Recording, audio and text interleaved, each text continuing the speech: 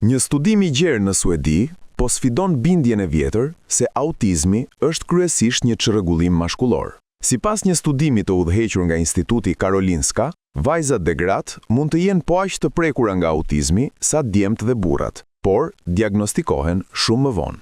Hulumtimi analizoi të dhënat e 2.7 milion personave të lindur në Suedi nga viti 1985 deri në 2020. Rreth 2.8% e tyre u diagnostikuan me autizëm. Deri në moshë 20 vjeçare, normat e diagnostikimit mes meshkujve dhe femrave rezultuan pothuajse të barabarta. Megjithatë, djemt diagnostikohen mesatarisht 3 vjet më herët. Mosha mesatare e diagnostikimit ishte 13 vjeç për djemt dhe gati 16 vjeç për vajzat.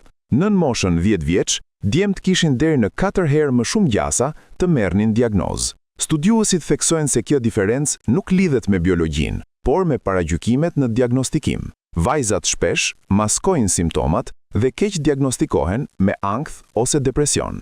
Ekspertët paralajmërojnë se vonesa në diagnozë rrit rrezikun për probleme të shëndetit mendor dhe kërkojnë që shërbimet diagnostikuese të përshtaten më mirë për vajzat dhe gratë. Mesazhi është I qartë: autizmi nuk ka gjini, por diagnostikimi ende ka.